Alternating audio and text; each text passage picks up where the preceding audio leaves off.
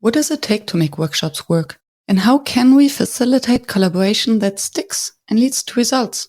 My name is Birm Happiness, and with the Workshops Work podcast, I am on the mission to find the magic ingredients that make workshops work. Today with me on the show is Yaniv Rose, and we speak about authentic relating and how this can help us to be more authentic to ourselves and to others, and thereby build healthier and stronger relationships. So stay tuned. And by the way, if you don't have pen and paper at hand to take your own notes, scroll down to the show notes to download my free one-page summary. And now, lean back and be inspired. Yaniv, welcome to the show. Thank you. Good to have you here. Yeah, good to be here. I'm just trying to notice what it's like now that we've pressed the record button and see if anything is different for me. And it feels like a tiny jump up in excitement and nervousness. Not a big one. Like, I'm surprised by the amount. And I think the more we get into the conversation, at some point we'll both forget that this is being recorded. That's what usually happens. That would be interesting.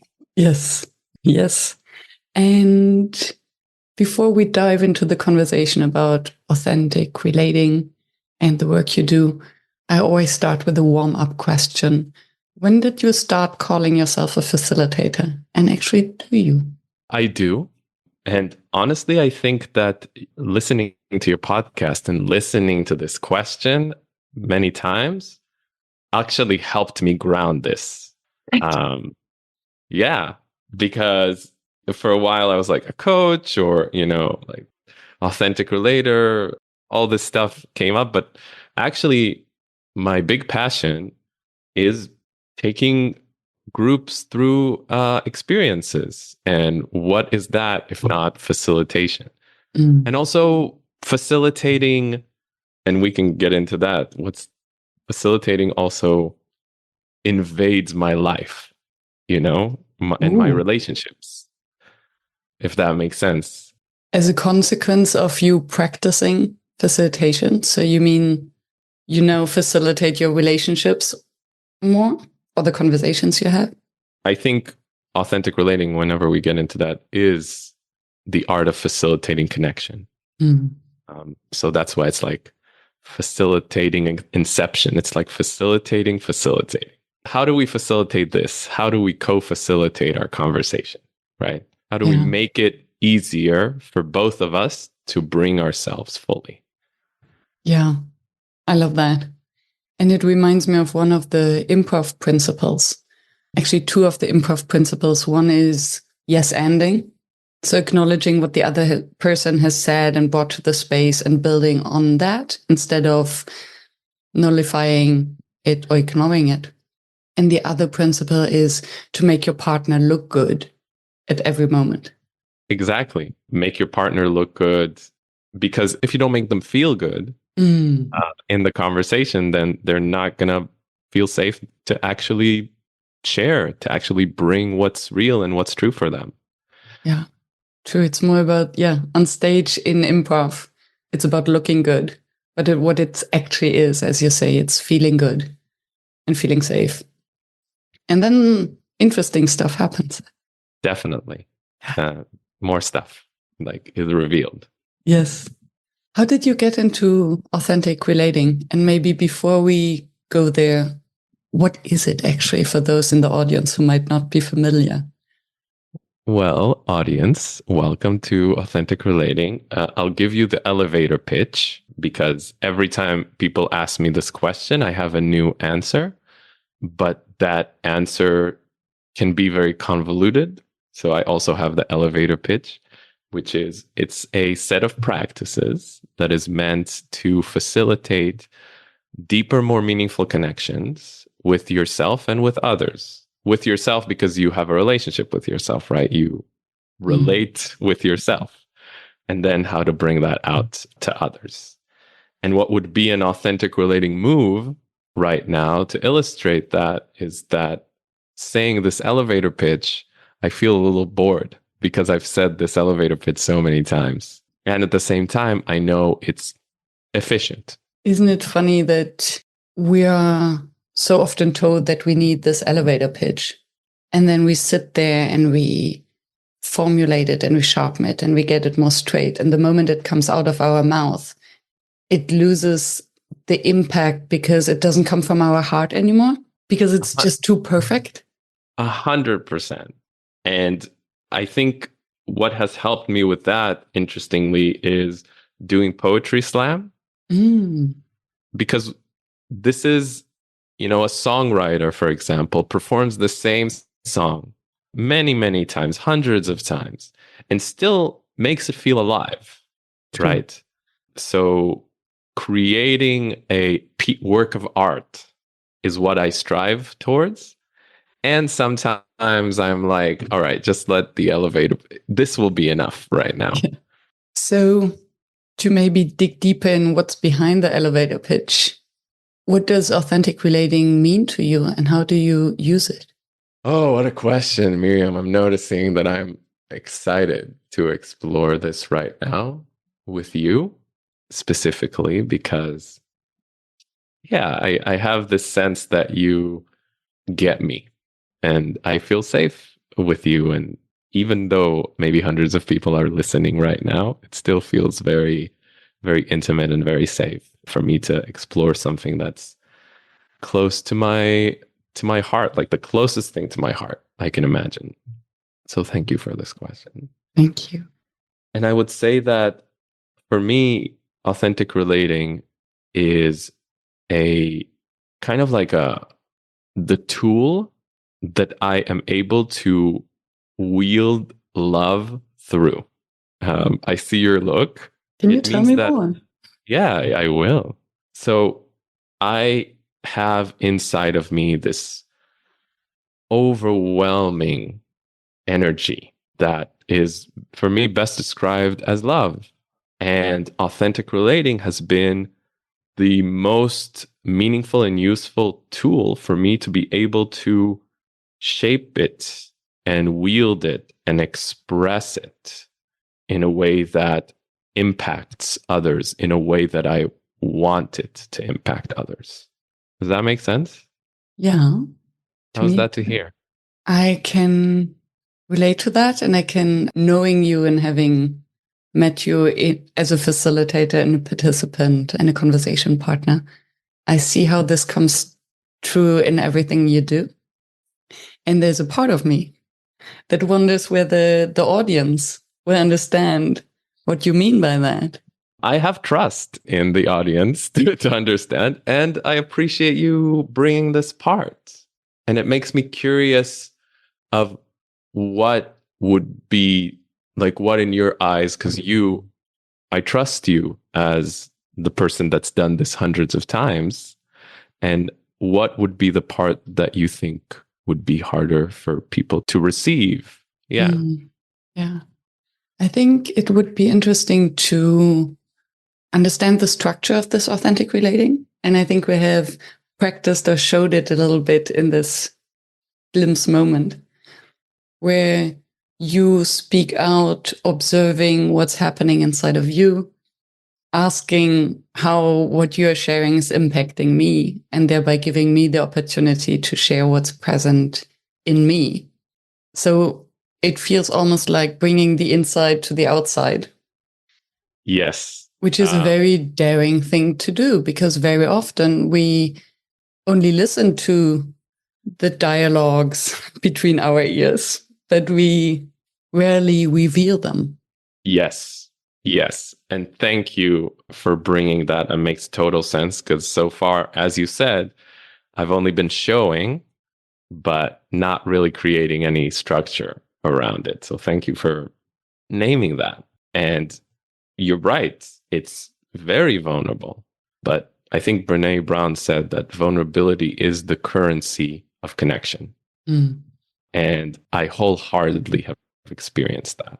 And authentic relating gives an opportunity to bring vulnerability in a structured way, which is these 5 practices that authentic relating offers, teaches, and then invites people to practice, which are welcoming everything, checking our assumptions, revealing our experience, owning our experience, and honoring self and other. And I can spend days talking about each of them, but I thought as a starting point, just naming them would be, useful for our conversation.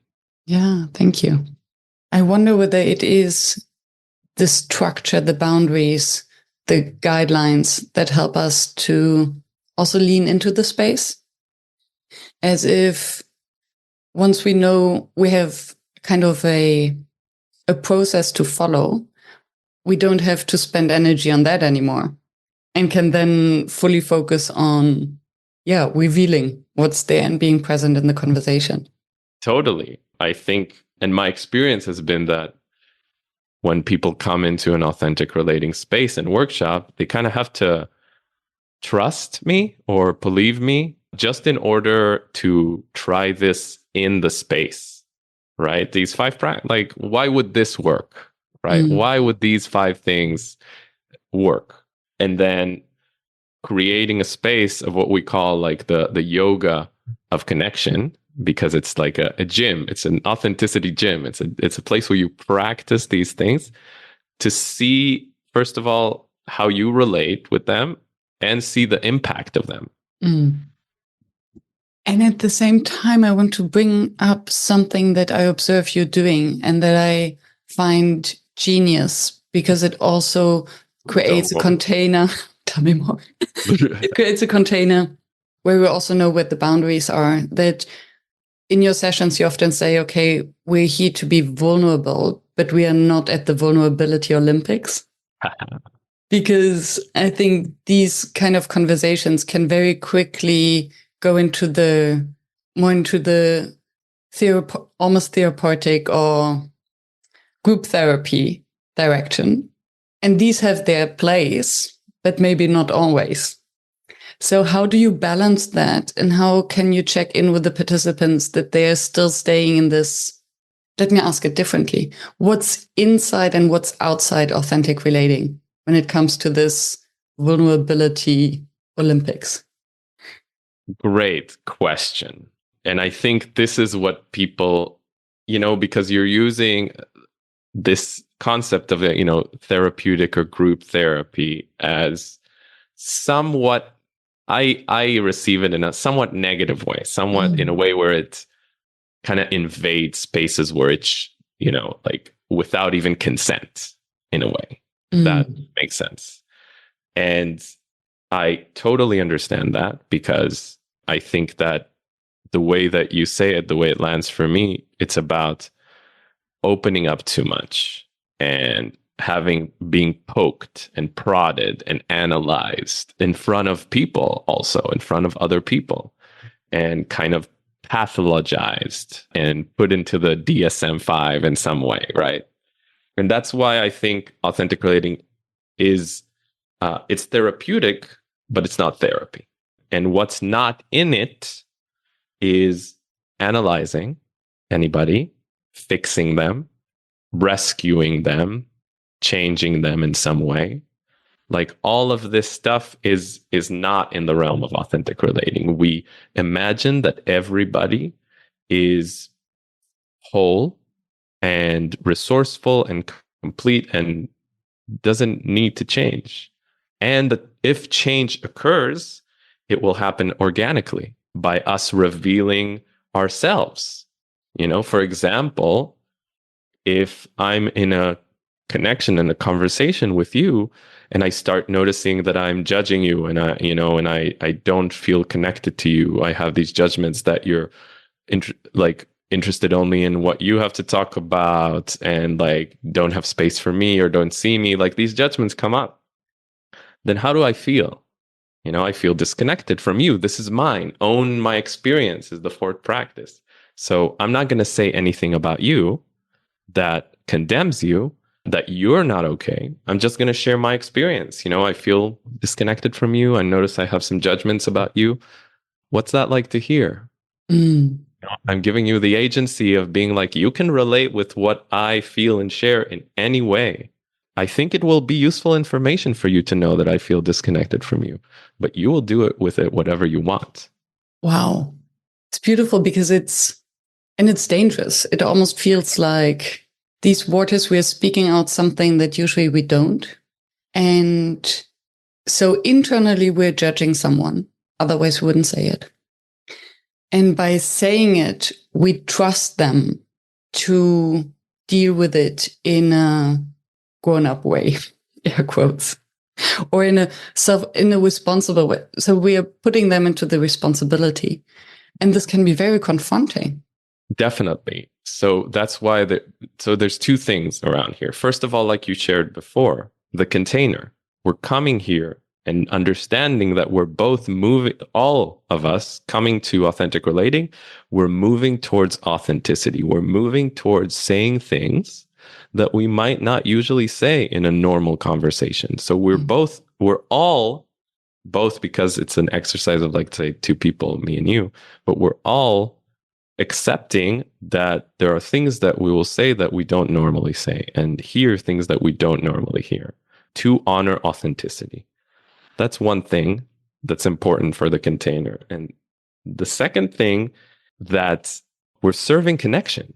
We're both trying to serve connection, because if we didn't try to serve connection, there is no point in me telling you that I feel disconnected from you or that I'm judging you.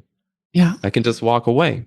Yeah. And then basically everything that I hear, as much as it hurts, is there to help me create a new sense of self-awareness, because it is a gift actually to hear something that I wouldn't usually hear.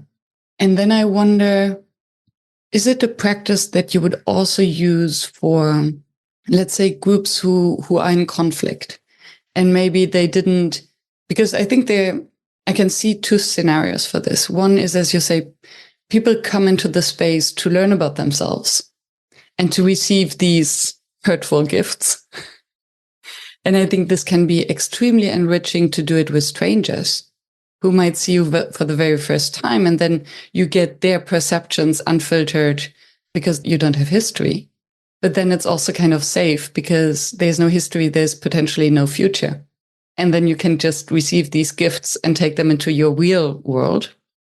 And the other scenario I can imagine is then there are, for instance, teams or groups of people where there is conflict and they don't know how to resolve it, but they have to have a connection because, for instance, they work together. Would this tool be something that's helpful, or what are the risks?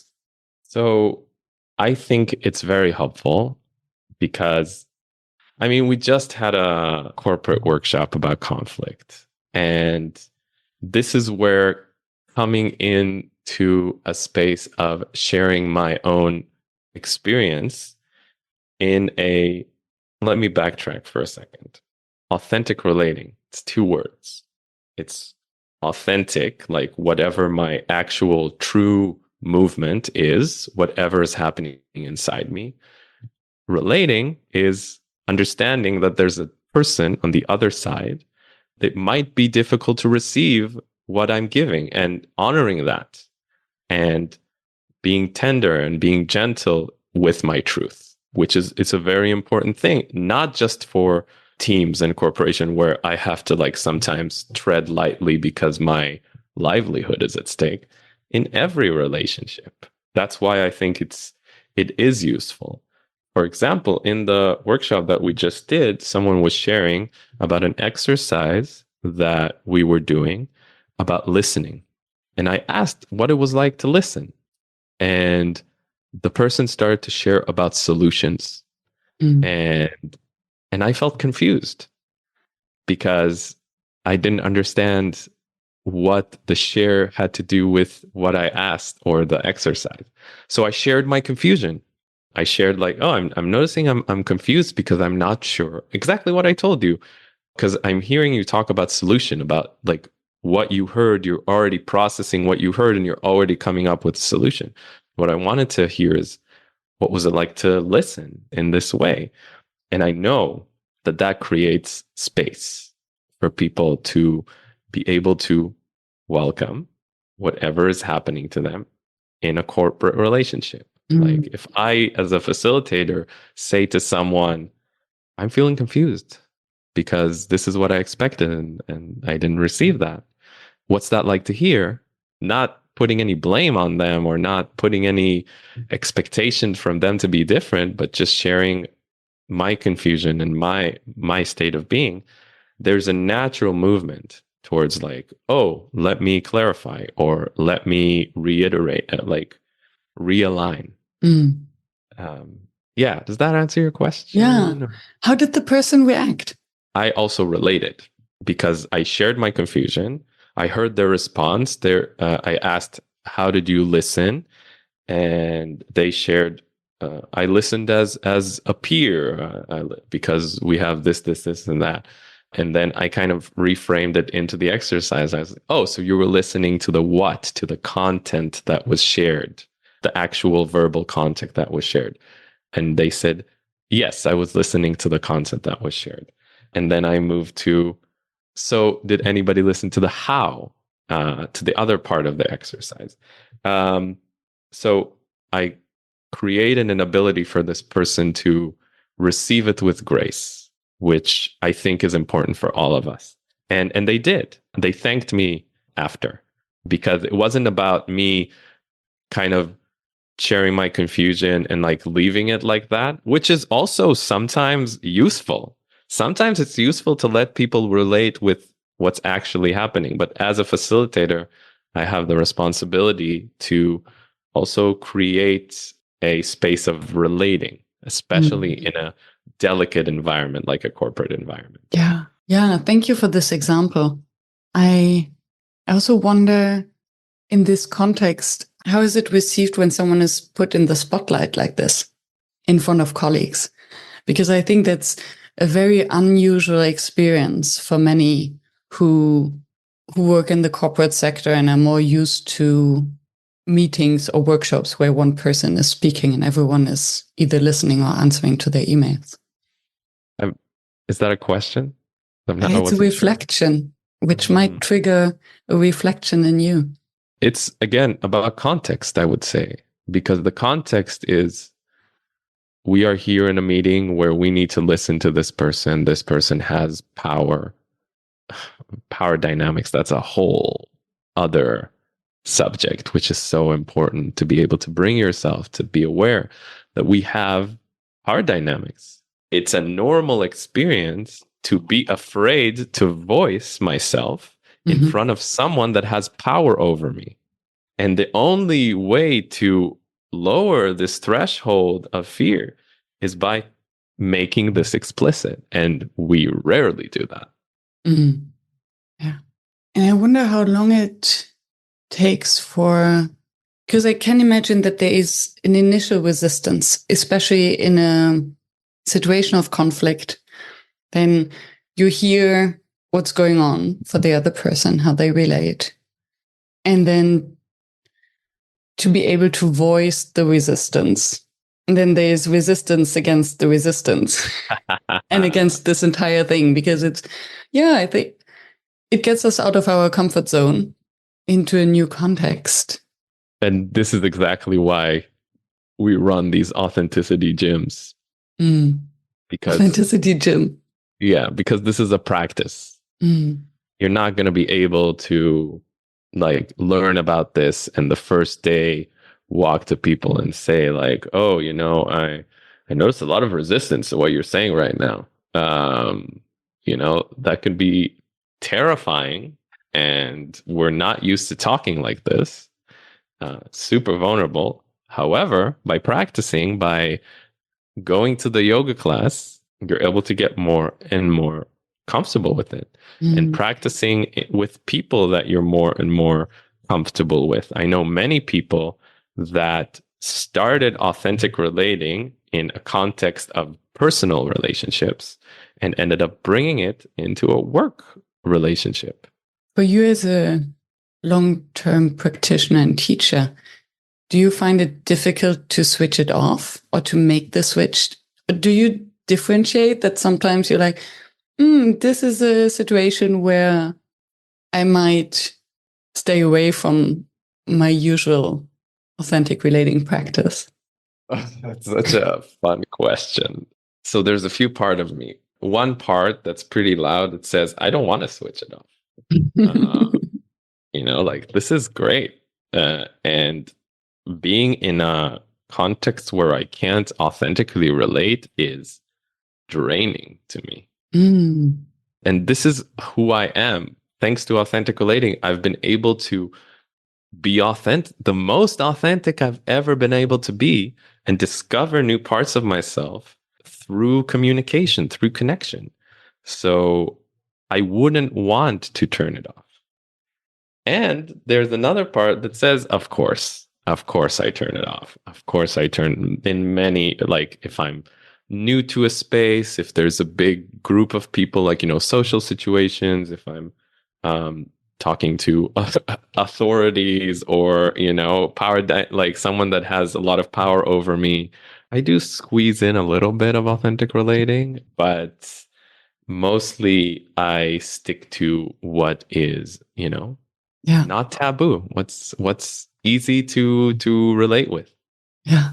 But I don't stay there too long. Yeah.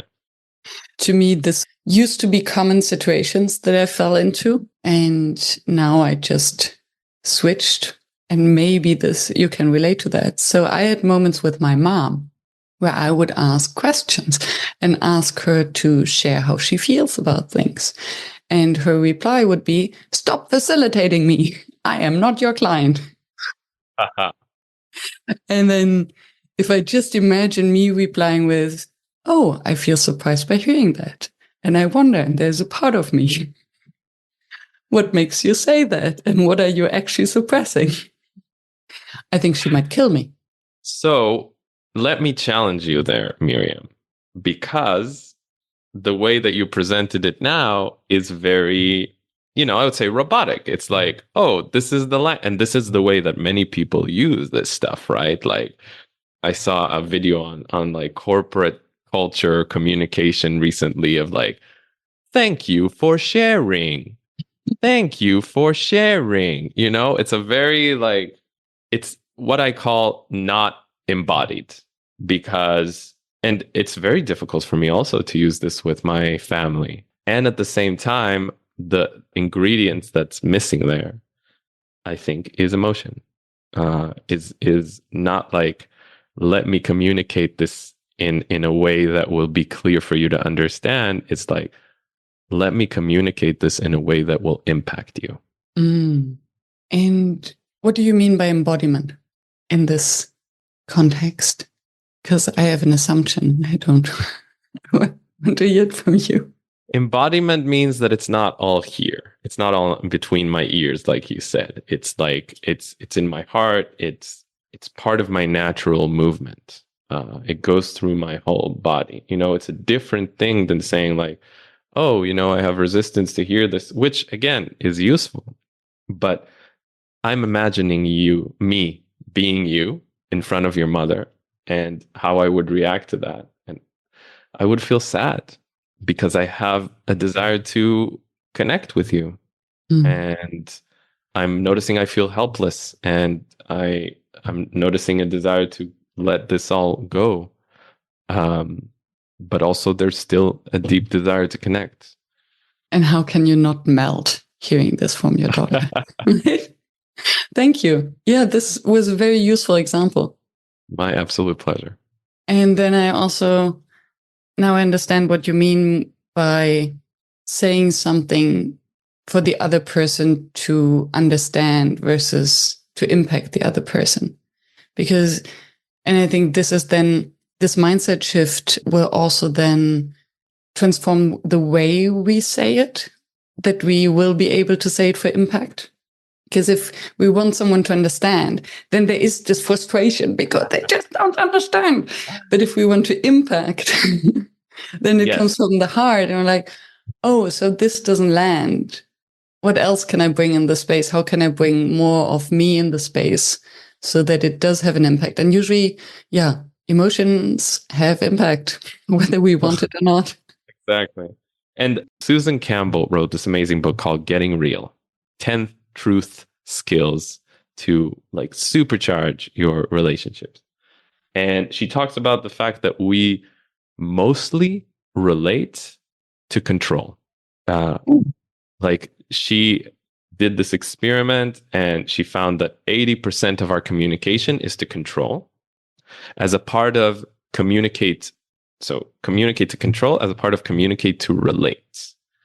So I could easily use the same words that I used with you a moment ago to your mother with an agenda to control, right? With an agenda to like make her feel bad and that she will open up to me, right?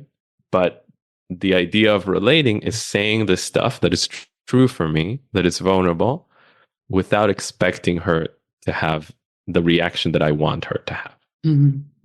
So without the manipulation part. Exactly, which is very subtle.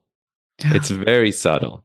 And I wonder whether it's an instinct that actually makes us sense whether the other person has an agenda or not. I would say yes. I would say that there is a feeling, an energy that comes through when you have an agenda. And I think this is then the energy that feels us disconnected, makes us feel disconnected, because we don't feel the energy of the heart, the emotions. Yeah. And this is a conclusion that I've come to recently.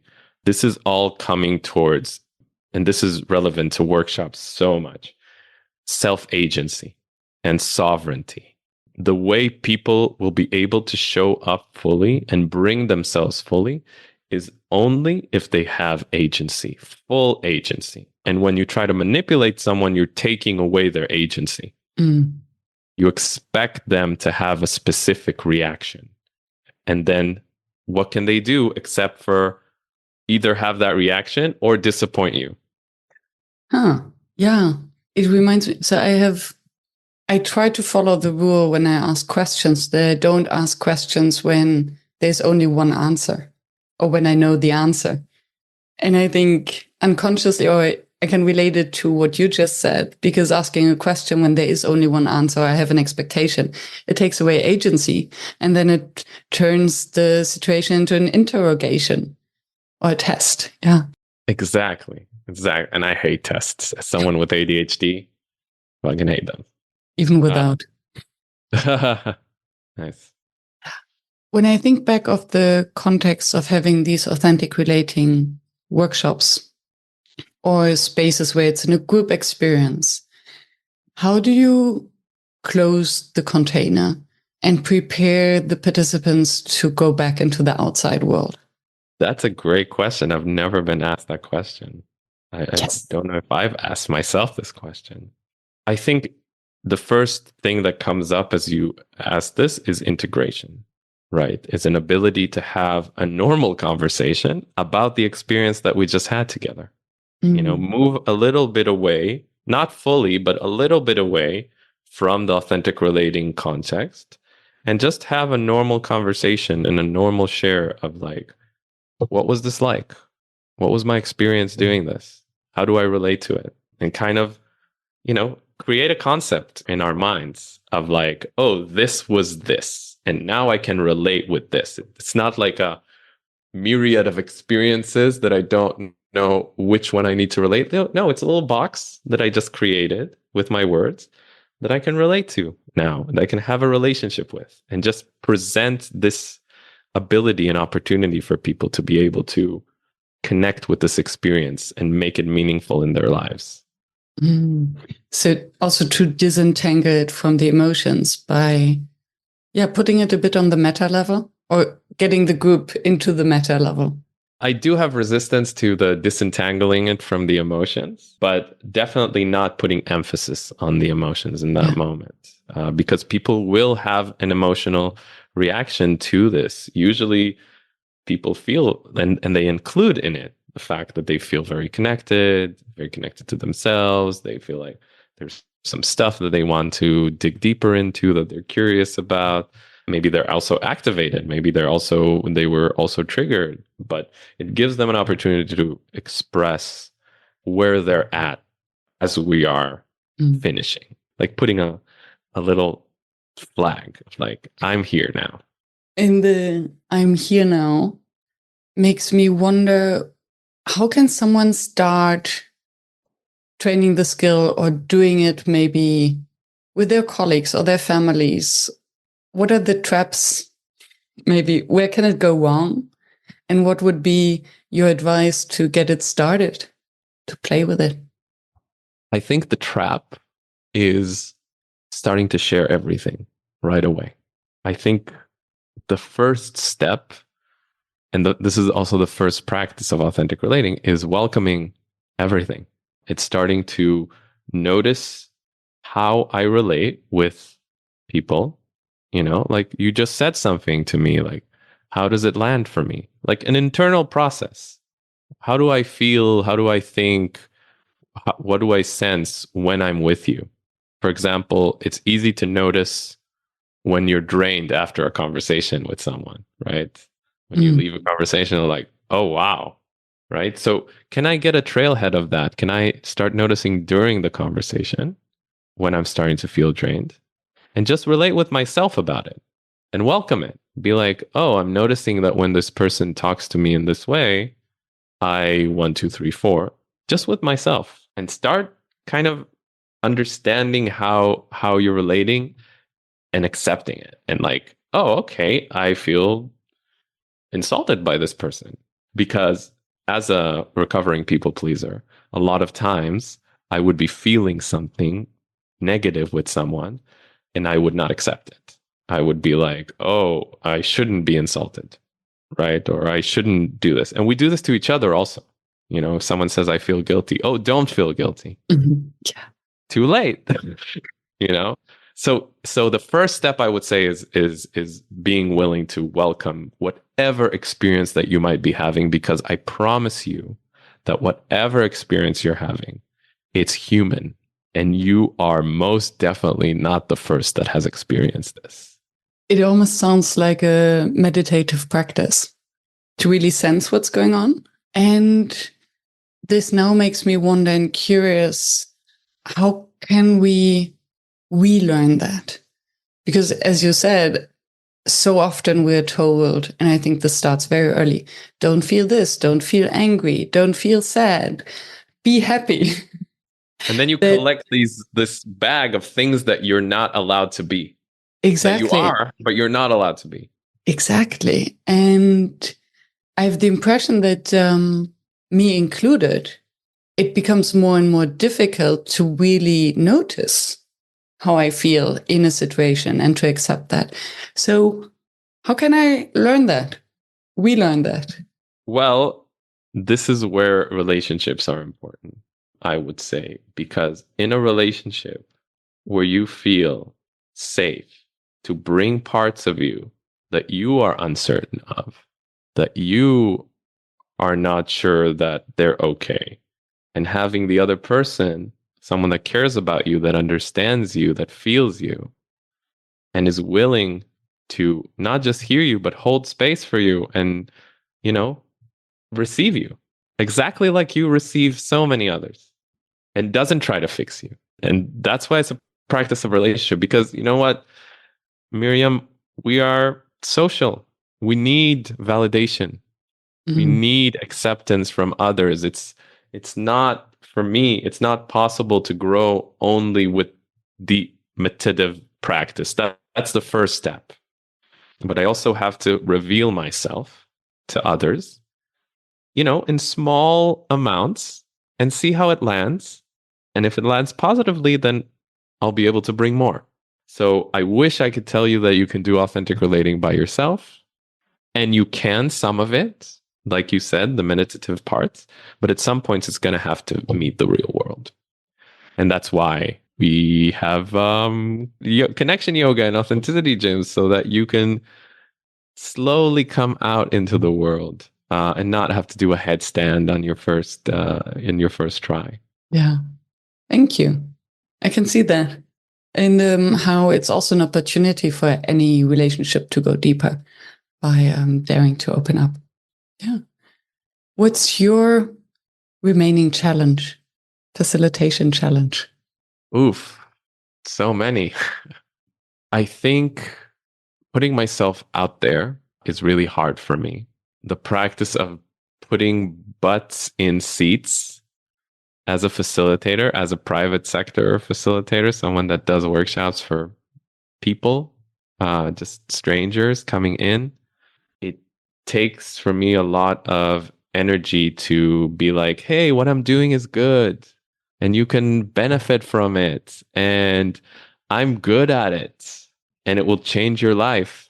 And doing it in a time where there's financial hardships for people and people aren't really super willing to invest in their relational skills, and saying like, but it's so useful to your life and it's so good and I believe in it fully and look at me, I'm so great, in a way, which is in a way what I'm trying to do. I'm trying to reveal myself to people. I'm trying to be candid, to put myself out there. And it's terrifying also. I'm terrified of rejection, which continually comes in. And it's hard because there's a big part of me that says like, oh, be gentle with yourself. And there's a big part that says like, I want to make change happen. Mm. So I think I don't know if this is the struggle in facilitation, but it has to do with facilitation, because the work of facilitation for me has been mostly meeting myself and understanding what's important to me and just meeting just how sensitive I am and how much I'm terrified of rejection, and slowly overcoming it and meeting it again in a different way. Thank you. Thank you for the question. I think this speaks to many of us. Yeah, I feel I just want to say that I feel really tender and sensitive talking about this. I'm noticing like it's really, it feels vulnerable to share in front of hundreds of people, to that I'm really terrified of rejection, and like it's really impacts me personally when I can't fill seats, or when someone drops out, or when this happens, or like when I have to cancel a workshop. It's really impacts me personally, and the part of me doesn't want to take it personally. And I've gotten better at it. And luckily, I've also gotten better at filling butts and seats, which is an acquired skill. But it feels very, very tender to talk about. And I just wanted to reveal that. Thank you. I appreciate that. And it is personal. And there's so many levels to it, because I think as a facilitator in the first place, what we offer to groups is very personal. And if we get rejected, how not to take it personal, because it's us that we are offering to someone else. And yeah, it doesn't land with everyone. So it's not against us in general, but in this moment, it is something very personal. And then I think, especially when you're creating these spaces to relate authentically, you have to model that and to go in this space, to lead by example, to go first, to be vulnerable, and then not having the appreciation or the fellowship that you would wish for. Yeah. And then if we can grow from it in a positive way through self-acceptance, and maybe also empathy and acceptance for the other, that it's not the place and time for them to go there. Totally. And I think that the work of authentic relating, the practice that I've been practicing, has created this capacity and space within me, because I've received so much positive feedback, about myself, about my teachings, and have deepened my relationships in ways that I couldn't even imagine. So the trust in the work is a huge pillar that supports me, even in the days where I'm crying into my pillow that nobody wants to come to my workshop. Yeah. Yeah, that's the other part that you mentioned, the money part, that I think it's very difficult, and many facilitators struggle with that, if we believe so much in what we do and that it's helpful, we want to share it with the world, and still we need to make a living. And then this tension between, oh, I'm doing good, can I charge with it? And then all these money beliefs come up and get into our way, and also into the way of potential participants. Am I worth that? The self-investment. Totally. And that brings up the agenda part, because if I'm coming with an agenda that, you will pay me and do my workshop, and I'm not giving you any agency around it, like I'm doing like 24 hours to sign up, or like I'm using like manipulative tactics, which I'm not against completely. I think it, like, there are some things in it that I see as useful, and at the same time depends on the energy that I'm coming with. Yes. Because I think these 24 hours, for instance, you can see it as a manipulation to create urgency and stress. You can also see it as an invitation, as a nudge, because sometimes we do need a deadline to make up our mind. It's like tossing a coin. You only know what you really want once you see the coin. And you're like, oh no, this is actually not the outcome that I wanted. So if there are only 24 hours to sign up for a discount, then at least I have 24 hours to decide, is this really what I want or not? I agree. I think it's about integrity, and I think it's about getting clear on why we're doing this, and what is what is my true belief around it? Or am I coming from a place of low self-worth, of like, no one's going to sign up if I don't manipulate them into signing up? And it's not that you're aware of this. That's the problem. Sometimes we're not aware of it. And I think what authentic relating, apart from the thing about the agenda and the self-worth, which I think is a big thing around money, it's authentic relating. It's like, I can be authentic. I can be 100% authentic, but it's not going to relate with you. You wouldn't want to give me your money. You wouldn't want to come to my workshop. Like, it's not going to land for you. So continuing to find that balance, because I can be who I am. And this is something that I've spent a lot of time around, of being like, I just want to be who I am.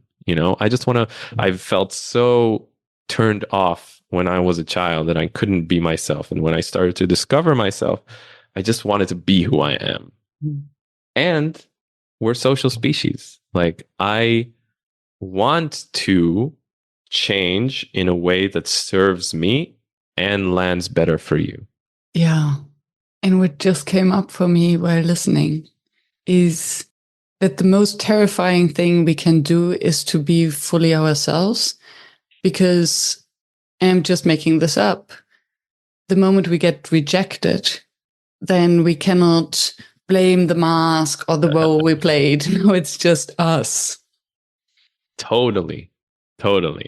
And the fortunate thing around this is that I don't believe we're right or wrong. Like, there's nothing wrong with us. There's nothing right with us. We are a mystery coming into form. We are a work of art. So actually failing, actually getting rejected, actually bringing myself, and nobody showing up, that's useful information for me.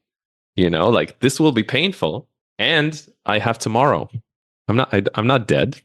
I can understand what happened here, and I can become an even better version of myself, because a better version of myself means a version that people can relate with, because that's what I want. I want to be able to be relatable, and for people to relate with me. I don't want to be myself in a vacuum. Yeah. And the positive thing is that if people don't reject you, then they really accept you for who you really are. Which is exactly why I need to welcome things in myself, because if I am so impacted by if people reject me or accept me, that it completely breaks me, then I have no solid ground.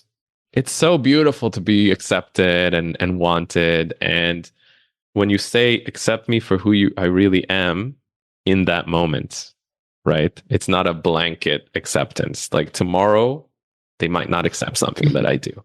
So it's important that I first am willing to accept myself. And that means accepting my mistakes, accepting that I'm not perfect, that I'm human, and that I'm still worthy. And yeah, meaningful. Yeah, what comes up is the notion that we first need to hold space for ourselves before we can hold space for others. And the other one, which is maybe even more difficult or easy, haven't made up my mind yet. Very often we judge ourselves, or we fear judgment because we're actually judging ourselves. And I can only speak for myself. I do feel or fear judgment because I'm seeing a part of me that the others might not even see. And if I can overcome my own judgment, so this full acceptance that you just talked about, if I can accept myself, then I think I would also project less fear of less judgment on others. Does it make sense? 100%. And I also believe that you'll judge others less. Because for me, judging someone else means that there's a part of me that I'm not accepting. Oh, this person is racist, or this person is violent, or this person is this, or this person is a narcissist.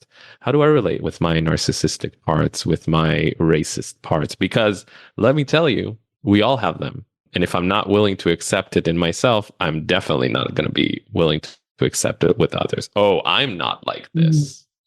Because then we get angry at others because they actually remind us of these dark parts in ourselves. Exactly. And that's also okay. That's also human. You know, it's not that I need to fully accept myself and love myself before I can even come out and relate with people.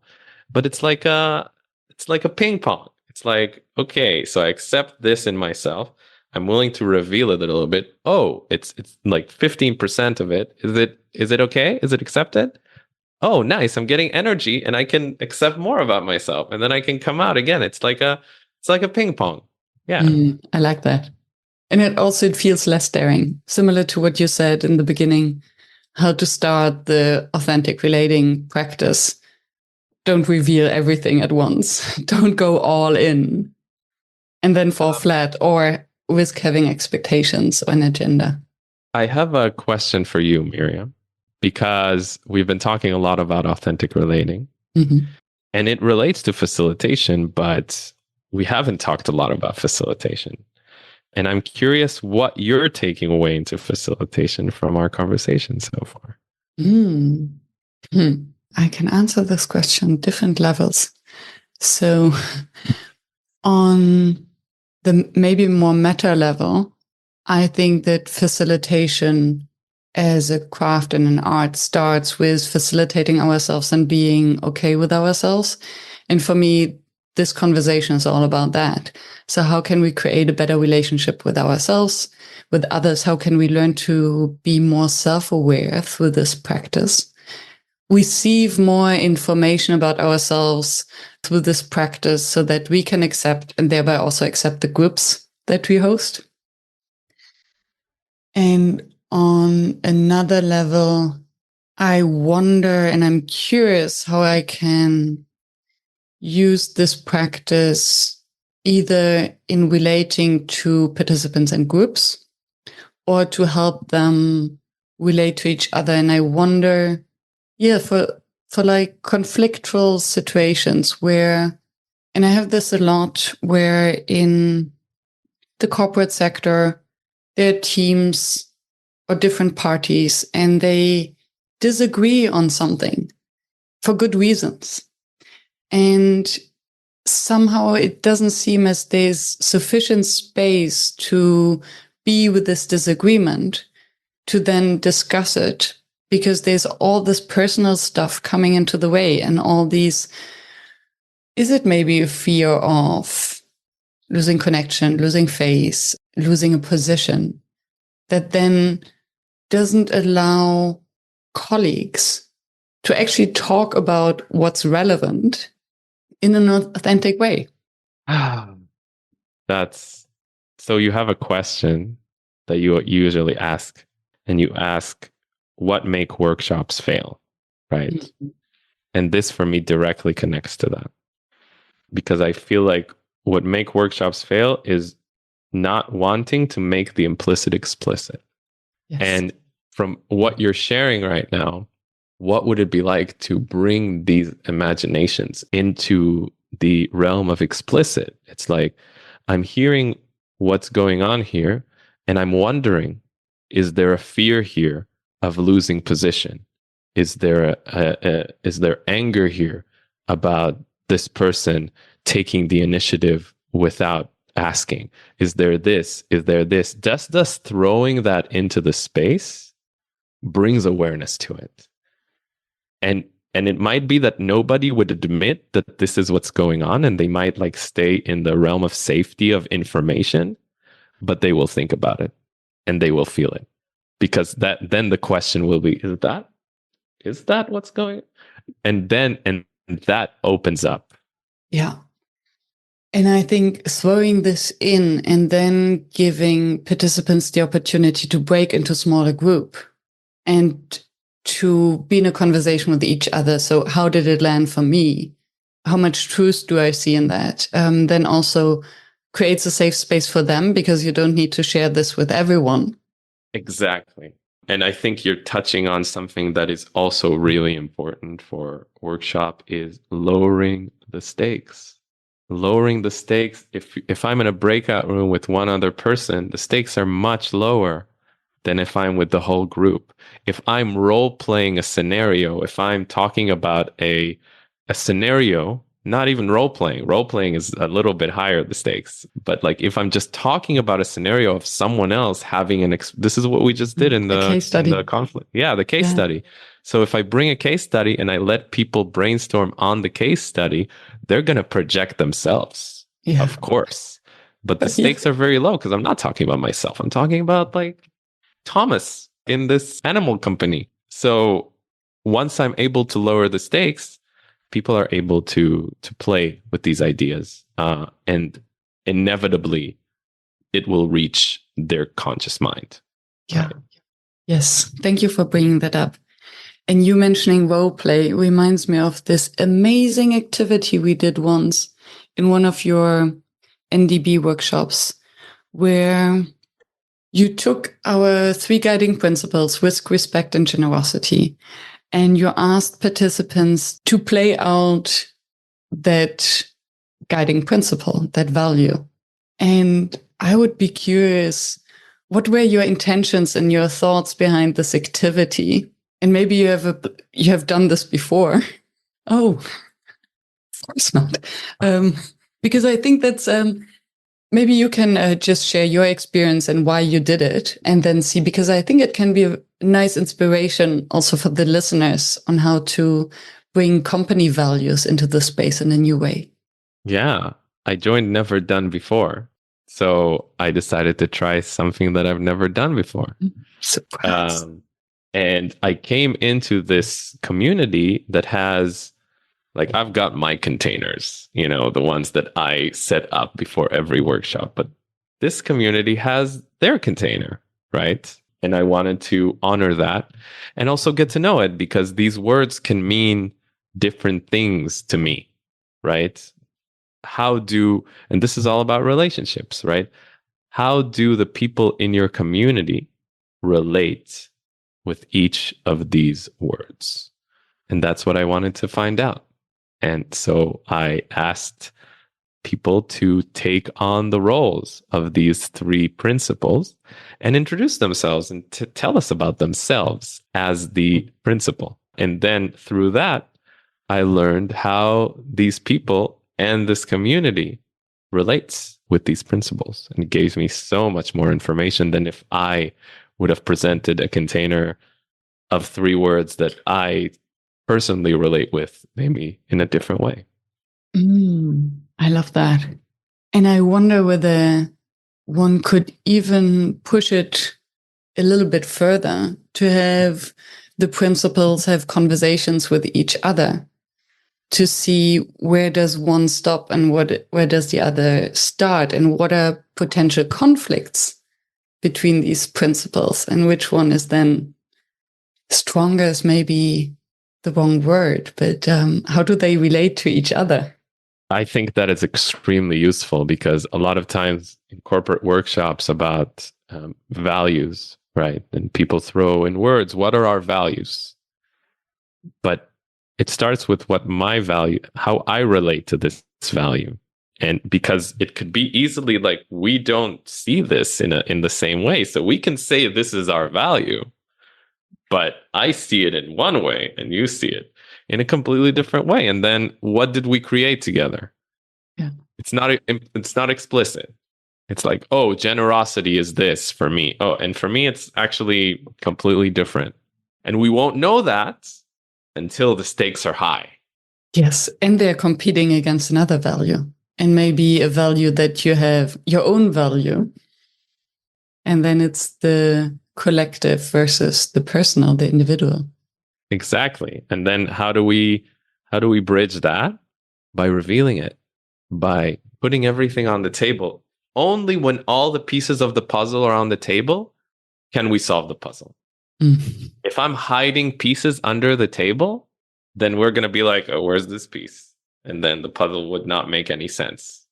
And we'll spend hours trying to make this puzzle. And it's so funny. It's yes, of course. And at the same time, it's so difficult. So why do we, it's so difficult not to hide pieces of the puzzle. And I think it's, yeah, again, maybe a cognitive bias because we don't want to be that person who actually holds this piece of the puzzle. Or it's, yeah, wishful thinking. I think that's where the responsibility of the group comes in. The group should want all the pieces of the puzzle to be revealed. And if they're not revealed, that it's no one person's fault for not revealing them. There is a reason that people aren't revealing their puzzle pieces. Safe space. Yeah. And we need to take responsibility, not just for my own puzzle pieces, but for everybody's puzzle pieces as a group. And if there's a safe space, if we are actively pursuing a space, a brave space where people have the agency and the safety to come in with what's really going on, then all the pieces will be on the table. Otherwise, we're just going to miss pieces and then we're going to play the blame game. I think this is such a beautiful metaphor and could be a way to create shared commitments of this, through responsibility and agency. And also discuss, okay, what is, are we willing to actually solve, are we really willing to solve the puzzle? And are we willing to face all the puzzle pieces? Are we willing to face all the puzzle pieces? That's good. If we welcome everything, then yes. And what if the picture that the puzzle at the end, once we solved it, shows is not the picture that we actually expected? Are we also willing to deal with that? That will definitely be the case. Yeah. But that's what happens when you deal with human beings.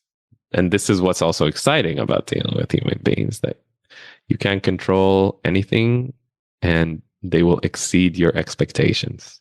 Yeah. I wonder how we can weave that into a workshop. Mm. Mm-hmm. Food for thought. Mm. Thank you. Is there anything that you would have liked to discuss, but we haven't touched upon? Nothing comes up. I feel like everything that was meant to emerge has emerged.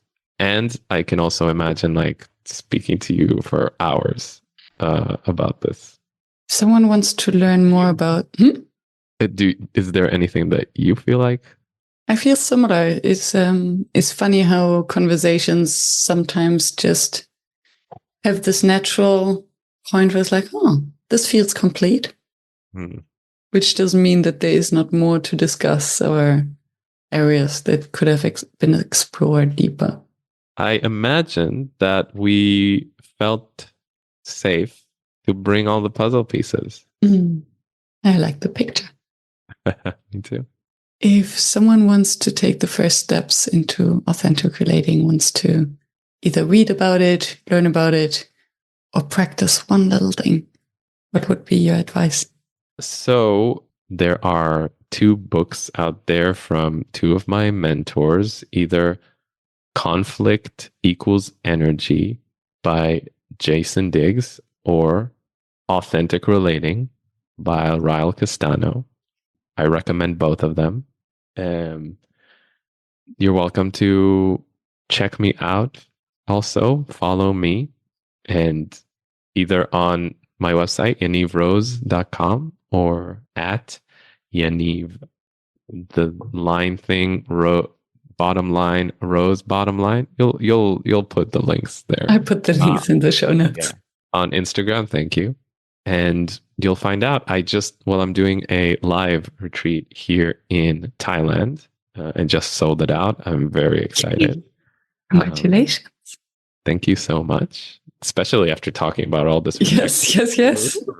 And I highly, highly encourage you to dive into this work if you're curious, find out more. It will transform your life. And there's nothing I believe in more than this. Hopefully, you've had the experience of me through this. And maybe you can trust me a little bit to take that first step if it resonates for you. Thank you, Miriam.